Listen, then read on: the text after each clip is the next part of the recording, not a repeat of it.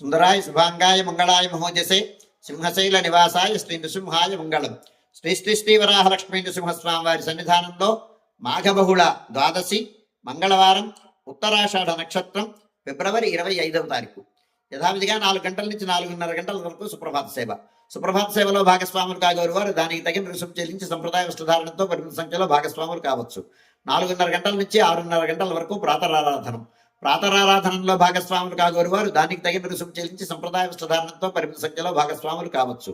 4:30 గంటల నుంచి 6:30 గంటల వరకు జరిగేటువంటి ప్రాతరారాధనంలో భాగంగా నిత్యవేద పారాయణం, ఉపనిషత్ పారాయణం, దివ్య ప్రబంధ సేవాకాలం, అనంతరం ధూపసేవ సమయంలో చతుర్వేద పారాయణం, శ్రీరామాయణం, భారతం, భాగవతం, విష్ణు పురాణం, క్షేత్ర మహాత్మ్యం, వరాహ పురాణం, శ్రీభాష్యం, భగవద్విషయం మొదలైన గ్రంథాలన్నీ పారాయణం చేయడానికి ఉపక్రమిస్తారు.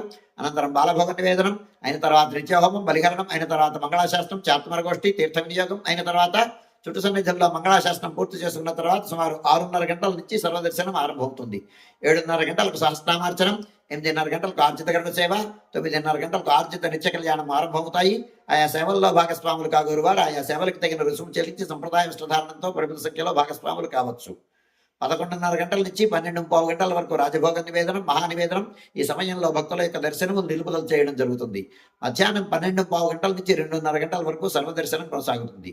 మధ్యాహ్నం 2:30 గంటల నుంచి 3 గంటల వరకు మధ్యాహ్న విరామం. ఈ సమయంలో భక్తుల యొక్క దర్శనములు నిలుపుదల చేయడం జరుగుతుంది.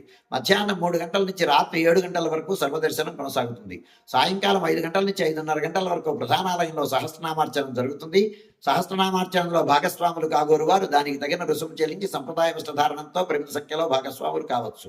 రాత్రి 7 గంటల నుంచి 8:30 గంటల వరకు రాత్రి ఆరాధనం. రాత్రి ఆరాధనలో భాగస్వాములు కాగోరు వారు దానికి తగిన రుసుము చెల్లించి సంప్రదాయ వస్త్రధారణంతో పరిమిత సంఖ్యలో భాగస్వాములు కావచ్చు. రాత్రి 8:30 గంటల నుంచి 9 గంటల వరకు సర్వదర్శనం కొనసాగుతుంది. 9 గంటలకు ఏకాంత సేవ కవాట బంధనంతో ఈనాటి కార్యక్రమం సుసంపన్నమవుతుంది.